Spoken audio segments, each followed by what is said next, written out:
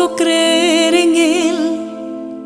No existe condición, no existe cosa alguna que el hombre pueda hacer para alcanzar la vida eterna. La vida que hoy ofrece es algo sin igual. Por amor a ti, por amor a mí, su cuerpo fue colgado en una cruz, su sangre derramada sin contemplación. En silencio Él su vida entregó.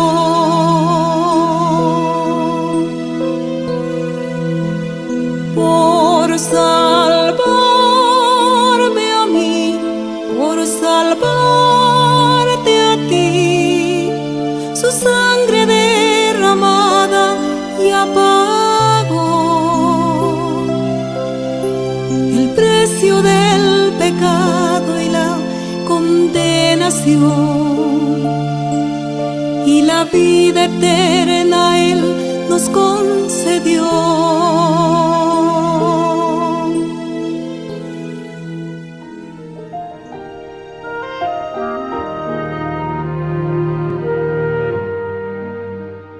La lectura sin comentarios del libro El deseado de todas las gentes. Capítulo 79. Consumado es. Omar Medina les acompaña. Los principados y las potestades de las tinieblas estaban congregados en derredor de la cruz, arrojando la sombra infernal de la incredulidad en los corazones humanos. Cuando el Señor creó estos seres para que estuviesen delante de su trono, eran hermosos y gloriosos. Su belleza y santidad estaban de acuerdo con su exaltada posición.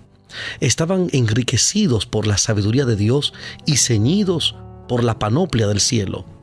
Eran ministros de Jehová. Pero ¿quién podía reconocer en los ángeles caídos a los gloriosos serafines que una vez ministraron en los atrios celestiales? Los agentes satánicos se confederaron con los hombres impíos para inducir al pueblo a creer que Cristo era el príncipe de los pecadores y para hacer de él un objeto de abominación. Los que se burlaron de Cristo mientras pendía de la cruz estaban dominados por el espíritu del primer gran rebelde. Llenó sus bocas de palabras viles y abominables, inspiró sus burlas, pero nada ganó con todo esto. Si se hubiese podido encontrar un pecado en Cristo, si en un detalle hubiese cedido a Satanás para escapar de la terrible tortura, el enemigo de Dios y del hombre habría triunfado. Cristo inclinó la cabeza y murió, pero mantuvo firme su fe y su sumisión a Dios. Y oí una gran voz en el cielo que decía: ahora ha venido la salvación y la virtud y el reino de nuestro Dios y el poder de su Cristo, porque el acusador de nuestros hermanos ha sido arrojado, el cual los acusaba delante de nuestro Dios día y noche. Apocalipsis 12:10. Apocalipsis 12:10. Satanás vio que su disfraz le había sido arrancado. Su administración quedaba desenmascarada delante de los ángeles que no habían caído y delante del universo celestial. Se había revelado como homicida. Al derramar la sangre del Hijo de Dios, había perdido la simpatía de los seres celestiales. Desde entonces su obra sería restringida. Cualquiera fuese la actitud que asumiese, no podría ya acechar a los ángeles mientras salían de los atrios celestiales, ni acusar ante ellos a los hermanos de Cristo de estar revestidos de ropas de negrura y contaminación de pecado. Estaba roto el último vínculo de simpatía entre Satanás y el mundo celestial. Sin embargo, Satanás no fue destruido entonces. Los ángeles no comprendieron ni aún entonces todo lo que entrañaba la gran controversia. Los principios que estaban en juego habían de ser revelados en mayor plenitud, y por causa del hombre, la existencia de Satanás debía continuar. Tanto el hombre como los ángeles debían ver el contraste entre el príncipe de la luz y el príncipe de las tinieblas. El hombre debía elegir a quién quería servir. Al principio de la gran controversia, Satanás había declarado que la ley de Dios no podía ser obedecida, que la justicia no concordaba con la misericordia y que si la ley había sido violada, era imposible que el pecador fuese perdonado. Cada pecado debía recibir su castigo, sostenía insistentemente Satanás. Y si Dios remitía el castigo del pecado, no era un Dios de verdad y justicia. Cuando los hombres violaban la ley de Dios y desafiaban su voluntad, Satanás se regocijaba. Declaraba que ello demostraba que la ley de Dios no podía ser obedecida. El hombre no podía ser perdonado. Por cuanto él mismo, después de su rebelión, había sido desterrado del cielo, Satanás sostenía que la familia humana debía quedar privada para siempre del favor de Dios. Insistía en que Dios no podía ser justo y al mismo tiempo mostrar misericordia al pecador. Pero, aunque pecador, el hombre estaba en una situación diferente de la de Satanás. Lucifer había pecado en el cielo, en la luz de la gloria de Dios. A él, como a ningún otro ser creado, había sido dada una revelación del amor de Dios. Comprendiendo el carácter de Dios y conociendo su voluntad, Satanás decidió seguir su propia voluntad egoísta e independiente.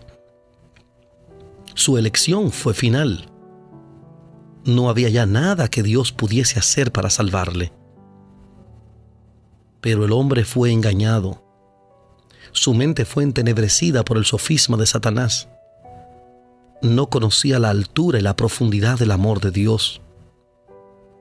Para él había esperanza en el conocimiento del amor de Dios. Contemplando su carácter, podía ser atraído de vuelta a Dios. Mediante Jesús, la misericordia de Dios fue manifestada a los hombres. Pero la misericordia no pone a un lado la justicia. La ley revela los atributos del carácter de Dios, y no podía cambiarse una jota o un tilde de ella para ponerla al nivel del hombre en su condición caída. Dios no cambió su ley, pero se sacrificó en Cristo por la redención del hombre. Dios estaba en Cristo reconciliando al mundo así. 2 de Corintios 5:19. 2 de Corintios 5:19. La ley requiere justicia, una vida justa, un carácter perfecto.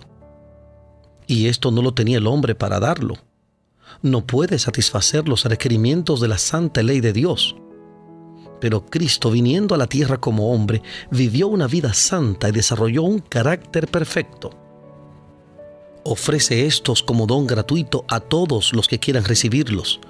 Su vida reemplaza la vida de los hombres. Así tienen remisión de los pecados pasados por la paciencia de Dios. Más que esto, Cristo imparte a los hombres atributos de Dios, edifica el carácter humano a la semejanza del carácter divino y produce una hermosa obra espiritualmente fuerte y bella. Así la misma justicia de la ley se cumple en el que cree en Cristo. Dios puede ser justo y el que justifica al que es de la fe de Jesús. Romanos 3:26. Romanos 3:26. El amor de Dios ha sido expresado en su justicia, no menos que en su misericordia.